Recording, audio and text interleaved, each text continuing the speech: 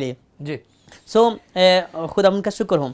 खुदा के ज़िंदा कलाम के मुताबिक जब हम वक्त के हवाले से देखते हैं तो ये आप और मैं हमारी दौड़ धूप से नहीं है, हमारी तगोदो से नहीं है। मैं कई दफ़ा अपने खिदमत के वाले से गौर करते हुए सोचता हूँ कि शायद हमें तो जितनी मेहनत है हमें तो बहुत आगे जाना चाहिए, हमें बहुत आगे होना चाहिए। बिल्कुल। लेकिन फिर मुझे खुदा के रूहुल कुद्स से जो रहनुमाई मिलती है कि हमारी जितनी डोर जो है वो ढीली करते हैं हम उस तरह ही भाग सकते हैं, वहीं तक पहुंच सकते हैं, उसके आगे हम चाह कर भी नहीं जा सकते हैं। ये उसी ही की मर्जी में है, वो हर एक को उसके इस्तेदाद के मुताबिक जो है वो अदा करता है, ये उसी के इख्तियार में है। इसमें हमारी दौड़ धूप से नहीं है, उस पर मुनहसर नहीं है। जी जी।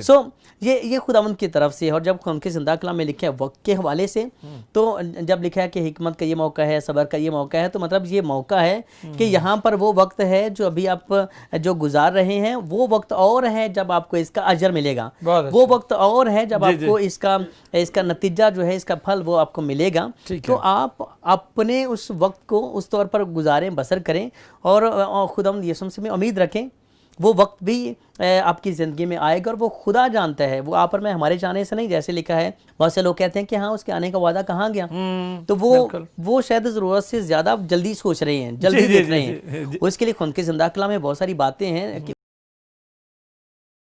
जब तक उसका कलाम दुनिया के कोने तक ना पहुंच जाए, उसका आना जो है वो मुमकिन नहीं है।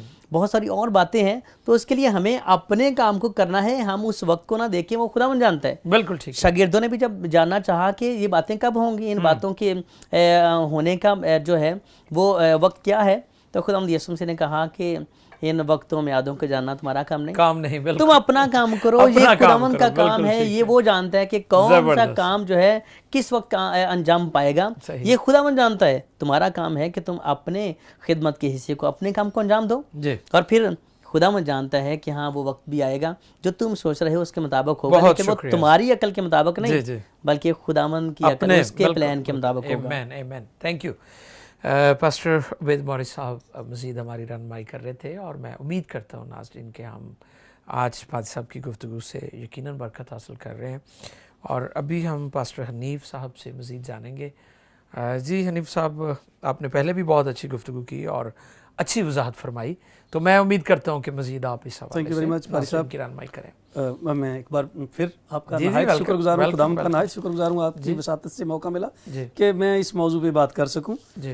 हम खुदा का शुक्र करते हैं कि आज हमारा जो मजमून है ये वाकई आज के दिन के हवाले से है। वाह। आज दुनिया में लोग ये समझ बैठे हैं कि अगर वो मेहनत करेंगे तो बिल्कुल उसके मुताबिक उनको फल उसका मिलेगा। बिल्कुल। जबकि खुदा का कलाम हमें सिखाता है कि बीज बोने वाला बीज बोने के बाद इतना सेटिस्फाइड नहीं हो जाता कि वो 100% रिजल्ट निकालेगा, बल्कि वो पहली और पिछली बारिश का इंतजार करता है। बिल्कुल। और अगर पहली और पिछली बारिश जो कि खुदा के हाथ में है, जी बिल्कुल, वो वक्त पर ना हो तो बीज, तो फिर बाज़ औक़ात हम देखते हैं कि फसल की कटाई का मौसम होता है, जी बिल्कुल, फसल बिल्कुल तैयार होती है, राइट, लेकिन उसी दौरान बारिश होना शुरू हो जाती है, हाँ, और वो खड़ी फसल जो होती है उसके जो ग्रेन्स दाने होते हैं वो मसख हो जाते हैं, जी, वो दोबारा उगने की तरफ चले जाते हैं, उनमें नमी आ जाती है, हम वो हमारे खाने के काबिल नहीं रहते। इसीलिए किसान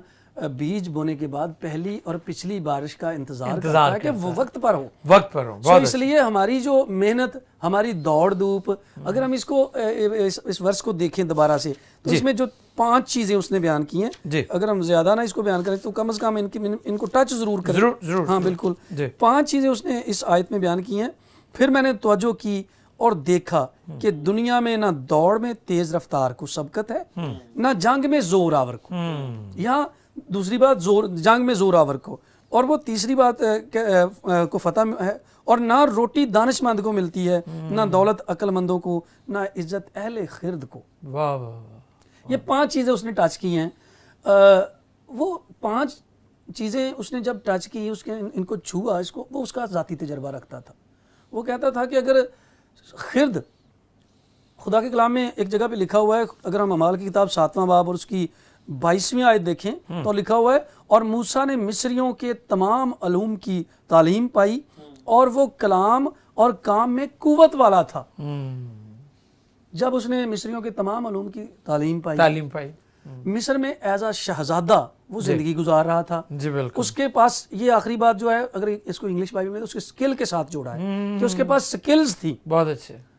ये खुदा का बंदा आवाज भी अपनी किताब में बयान करता है कि वो ही हैज सम स्किल्स, जिसके पास कुछ स्किल्स हों, कुछ हुनर हों, बिल्कुल अहले खिर्द उसको कहते हैं। वाह वाह। तो जब खुदा का बंदा मूसा इसकी बात के बारे में हम जानते हैं, तो उसके पास बेशुमार अलूम थे। उसने मिस्रियों के तमाम अलूम बिल्कुल पढ़े थे। जब उसने तमाम अलूम की तालीम पाई, तो ऐसा शख्स हर जगह पे रिक्वायर है, बादशाही करने के लिए, वजारत करने के लिए, बहुत सारे काम करने के लिए, कदर की निगाह से देखा जाना चाहिए। लेकिन इसके बावजूद उसे मरने के लिए पंजाबी में कहते हैं ना, मैं हुनर सीख लेगा तो तेरे जिंदगी च काम आएगा।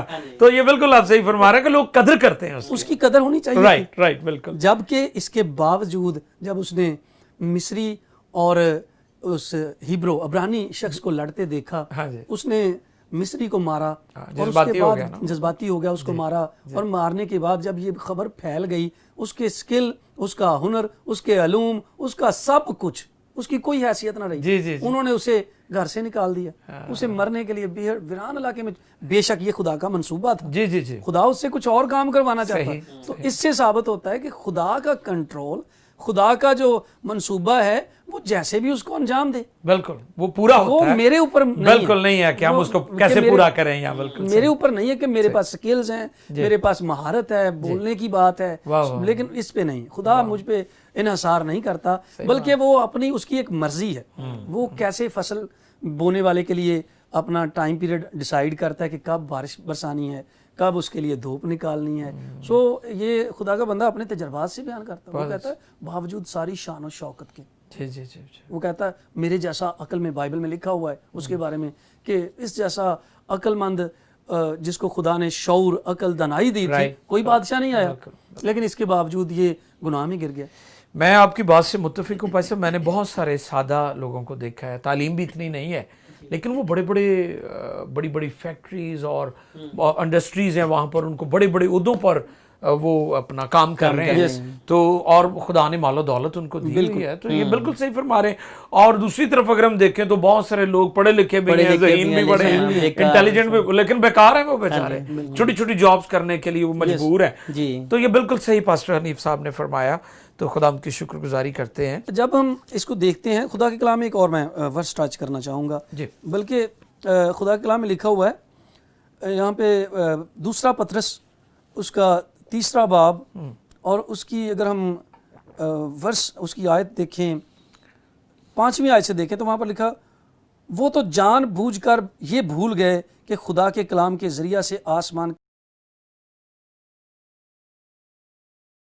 बनी और पानी कायम है। जी। और इन्हीं के जरिया से ज़माना की दुनिया डूब कर हलाक हुई, मगर उस वक्त के आसमान और ज़मीन उसी कलाम के ज़रिया से इसलिए रखे हैं कि जलाए जाएं, और वो बेदीन आदमियों की अदालत और हलाकत के दिन तक महफूज रहें।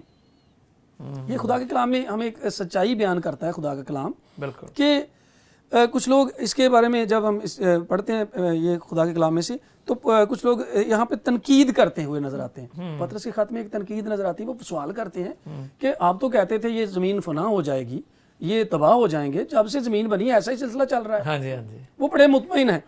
ये भी वो इस किस्म का उनके अंदर इत्मीनान है कि शायद ये सारी बातें इनका कोई मान ही नहीं है। लेकिन वो दरअसल वो अपने आप को बेवकूफ़ बना रहे हैं ये करके, शायद हम अपनी मेहनत के बलबूते पे, अपनी कोशिश से, अपनी ताकत से कुछ हासिल कर लेंगे। जबकि खुदा का बंदा वाइज इस बात की वजाहत करता है कि मैं अपनी पूरी ताकत, अपनी पूरी दौलत, अपनी पूरी कोशिश, अपने इंटेलिजेंट होने, अपनी स्किल्स के बावजूद वो इत्मीनान, वो तसल्ली वो हासिल नहीं कर पाया, सेटिस्फाई नहीं मुझे कर पाया। और आखिर में वो खुदा की कलाम में इसी में ये बयान भी करता है, अपने ही वो किताब में बयान करता है। अगर हम उसकी 11वां बाब देखें, वाइस की किताब, उसका 11वां बाब कहता है, ए जवान तू अपनी जवानी में खुश हो और उसके अय्याम में अपना जी बहला, और अपने दिल की राहों में और अपनी आंखों की मंजूरी में चल, लेकिन याद रख इन सब बातों के लिए खुदा तुझे अदालत में लाएगा। बिल्कुल ऐसे ही। अब जहाँ इस जगह पे जाके उसका जो मुकाशफा है, उसको जो खुदा का इल्हाम है, वो क्लियर होता है। इससे पहले तो उसके ज़हन में ये भी बात थी कि जहाँ इंसान जाता है वहाँ जानवर जाता है, बिल्कुल बिल्कुल। लेकिन वो थोड़ा आहिस्ता आहिस्ता इन सारी बातों को वाह, सोचते वाह, सोचते वाह। इधर खुदा का इल्हाम, उसका इदराक उसे मिलता जाता है। वाह। और जब उसे इदराक मिलता है तो फिर वो एक अजीब बात करता है। पहले उसकी सारा पीछे उसका पढ़े पहले चंद अबाब में जहाँ वो मायूसी नजर आ रही है उसकी और गुफ्तगू बतालत में, छाई बिल्कुल, हुई है उसकी बिल्कुल। गुफ्तगू में, सही। लेकिन यहाँ आके वो पुरुमीद हो जाता जी। है। और फिर 12वें बाब की अगर हम 12वीं आयत से देखें तो लिखा हुआ है, सो अब ए मेरे बेटे इनसे नसीहत पजीर हो, बहुत किताबें बनाने की इंतहा नहीं, बहुत पढ़ना जिस्म को थकाता है, अब सब कुछ सुनाया गया। हासिल कलाम ये है कि खुदा से डर और उसके हुक्मों को मान के इंसान का फर्ज कुली यही है। वाह वाह, ये नतीजा निकालता है। बहुत अच्छा, बहुत अच्छा, ज़बरदस्त। बहुत शुक्रिया जी, पास्टर हनीफ ने बहुत अच्छी मज़ीद गुफ्तगू की है। हम शुक्रगुजार हैं पादी साहब की सारी खिदमत के लिए जो आज कलाम की खिदमत की गई है। मैं उम्मीद करता हूँ कि आप सब इस गुफ्तगू और आज के मौजू से बरकत हासिल कर रहे हैं। हमारी बहन है सिस्टर बुशरा, खुदा की खात्मा है बुशरा हनीफ जी। सिस्टर, आपने ब्रेक पर जाने से पहले भी बहुत अच्छी गुफ्तगू की। मैं उम्मीद करता हूँ कि अब भी आप मज़ीद नाज़रीन तक खुदा का कलाम पहुँचाएँगी। मज़ीद क्या कहना चाहती हैं? बहुत शुक्रिया बाद साहब।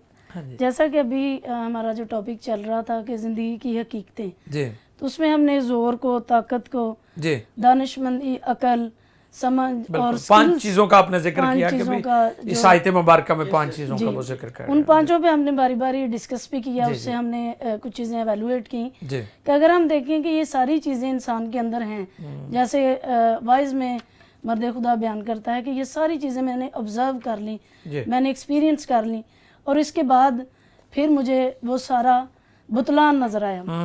और एंड पे फिर जैसे पास्टर साहब ने कहा कि भी उसको फिर अब उम्मीद नजर आ रही है, अब वो गुफ्तगू पॉजिटिव हो गई है उसके। तो एंड पे जब वो कहता है कि अगर ये सारी चीजें महज बेस बात हैं, हाँ जी, इनको ये शॉर्ट टाइम के लिए हैं, लेकिन एंड पे फिर वो एक हमारे लिए रास्ता छोड़ता है वाह, कि खुदा का खौफ जो है वो अक्लोदनाई का शुरू भी है, और उसमें जब हम चलते हैं खुदा के खौफ में तो उस वक्त हमारी अकल नहीं हो जाती है। बिल्कुल ठीक है। ज़िंदगी में फिर सिर्फ यही नहीं रहता कि अगर हम ये काम करेंगे तो इसके रिजल्ट में ये मिलेगा, बल्कि ज़मीनी ज़िंदगी में वो हमारी जो एक्सपेक्टेशंस हैं वो इतनी नहीं रहती, बल्कि हम उसकी हकीकत को जान जाते हैं कि हमारे लिए खुदा ने एक दिन ऐसा भी रखा है जब हम उसके साथ बैठेंगे, जब उससे बात करेंगे, रूबरू देखेंगे, उसको मिलेंगे। तो खुदावंद ने खुद भी फरमाया कि तुम मुझसे जुदा होकर कुछ नहीं कर सकते। जब तक हम खुदावंद के साथ हैं और उसका रूह हमारी हिदायत कर रहा है, तो जिंदगी का कैसा भी मरहला क्यों ना हो। तो अक्सर हम प्रेयर में करते हैं, कहते हैं कि दुनिया की सारी ताकतें ख्वाह हमारे खिलाफ हों, लेकिन खुदा हमारे साथ है तो फिर कौन हमारा मुखालिफ है। यस, अपना चेहरा हम पे जलवा कर रखना हमेशा।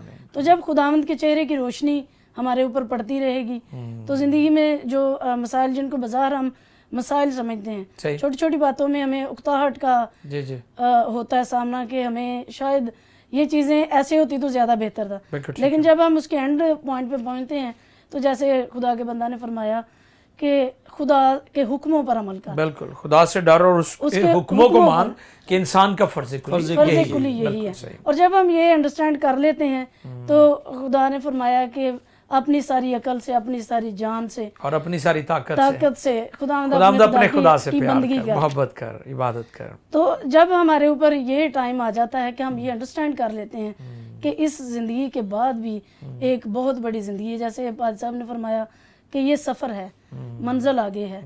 तो इसमें से जब हम आहिस्ता आहिस्ता गुजर रहे हैं तो ज़ाती ज़िंदगी के तजुर्बात भी और बाइबल मुकद्दस जो हमें रहनुमाई करती है, तो उसकी रोशनी में हमें ये पता चलता है कि अगर हम खुदावंद यीशु मसीह की उन बातों पर अमल करें, जैसे उसने फरमाया कि अंगूर का हकीकी दरख्त मैं हूँ, अगर हम उसके साथ पेवस्ता रहें, जुड़े रहें, कट ऑफ हो जाएं तो फिर हम फल नहीं ला सकते। बहुत शुक्रिया जी, बहुत शुक्रिया। बहुत अच्छी मज़ीद बातें की है हमारी बहन ने, सिस्टर बुशरा ने। नाज़रीन, आज हमने कोशिश की है कि आप तक खुदा के कलाम में से खूबसूरत बातें पहुंचाई जाएं ताकि आप जानें, सीखें ज़मीन पर हमारी जो ज़िंदगी है। जैसा मैंने शुरू में कोट किया था, बात बिली ग्राहम साहब की थी कि वो कहते हैं कि ज़मीन जो है, मेरी जो ज़मीनी ज़िंदगी है, ये सफ़र है और आसमान मेरी फ़ाइनल डेस्टिनेशन है। पास्टर उबैद मोरिस ने बड़ी अच्छी बात की कि अक्सर कदमों के ऊपर लिखा होता है आखिरी आराम गाह। तो कलाम फरमाते हैं जब यीशु मसीह आएंगे तो कब्रें खुल जाएंगी और हम जानते हैं कि ये आखिरी आराम गाह नहीं है, ये आर्जी हो सकती है, आखिरी नहीं हो सकती।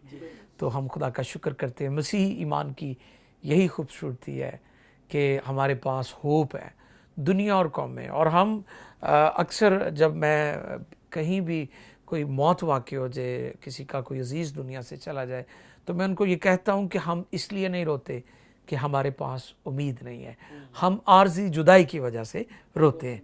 तो उम्मीद तो बहुत बड़ी है। यीशु मसीह ने कहा मैं जीता हूँ, तुम भी जीते रहोगे। तो ये कितना बड़ा ऐलान और दावा है और कितना बड़ा वादा है। उसने दावा भी किया और वादा भी किया, मैं जीता हूं, तुम भी जीते रहोगे। और हम खुदा का शुक्र करते हैं कि बतौर मसीही ईमानदार हमारे पास बहुत बड़ी उम्मीद है। हमारी उम्मीद जलाली और ताबनाक है, हम ना उम्मीद नहीं है। अगरचे हम दुनिया में दुख उठाते हैं, कई दफ़ा मुश्किलात में से गुजरते हैं, लाइफ में चैलेंज बहुत ज़्यादा होते हैं, लेकिन हम जानते हैं कि आसमान पर हमारा जो मुस्तकबिल है वो जलाली और ताबनाक है। मैं शुक्रगुजार हूँ खुदा के खादमीन का, जनाब पास्टर उबैद मौरिस साहब का, पास्टर हनीफ का, प्यारी बहन बुशरा का। अभी मैं चाहता हूँ कि मिलकर हम दुआ करें, ज़िंदगी की हकीकतों को समझें, ज़मीन पर दिल ना लगाएं, क्योंकि हमारा वतन आसमान है। पौलुस रसूल कहते हैं हमारा यहाँ कोई कायम रहने वाला शहर नहीं, बल्कि हम आने वाले शहर की तलाश में है। हेवन हमारी फाइनल डेस्टिनेशन है। आइए झुकें और मिलकर दुआ करें। अगर आपकी कोई दरख्वास्त हो तो आप ज़रूर हमारे साथ मुत्तफ़िक हो जाएं। मैं और खुदा के खादमीन हम सब मिलकर आपके लिए दुआ करेंगे। यीशु मसीह शाफ़ी है, तबीब आज़म है, और कलाम कहता है उसी के मार खाने से हमने शिफा पाई। खुदावंद आसमानी बाप, आज प्रिंस ऑफ पीस में PMI टेलीविज़न पर तेरे कलाम पर जो गुफ्तगू हुई, मैं मिन्नत करता हूँ कि ज़िंदगियों में ये असर करे, ये फलदार हो और जहन खुल जाए, ताकि ज़िंदगी की हकीकत को अंडरस्टैंड कर सके कि हम ज़मीन पर परदेसी मुसाफिर हैं और ये ज़िंदगी आर्जी है, खैमा का घर है। फॉर द टाइम बिंग आर्जी तौर पर हम दुनिया में ज़िंदगी बसर करते हैं। खुदावंद मैं मिन्नत करता हूँ कि तमाम सुनने वालों की ज़िंदगी में आज की गुफ्तगू और कलाम का बड़ा असर हो। और फिर मेरी मिन्नत है खुदावंद कि तू एक एक बदन को छू दे, जो बीमार है, जो परेशान है, जो बदहाल है, जो मायूस है, तारीकियों में डूबे हुए हैं, कोई होप नहीं है, यीशु नाम से उनको होप मिल जाए और घरानों में बरकत आए, खुशहाली आए, प्रॉस्पेरिटी आए, वबा से, खौफ और दहशत, बेरोजगारी से लोगों को निजात और रिहाई दे। हमारी मदद फरमा, अपने खादमों के साथ हो, PMI टेलीविज़न की टीम को बरकत दे। सारा जलाल तेरे पाक नाम को मिले, खुदावंद यीशु के नाम में। जी नाज़रीन, इससे पेशतर हम आपसे इजाज़त चाहें। मैं चाहूँगा कि आप हमारे PMI टेलीविज़न के YouTube चैनल को भी सब्सक्राइब कर लें, ताकि हमारे ये प्रोग्राम्स आप वहाँ भी देख सकते हैं। खुदावंद आप सबों को बहुत बरकत दे। हम आपसे इजाज़त चाहते हैं। God bless you all. Keep watching PMI television.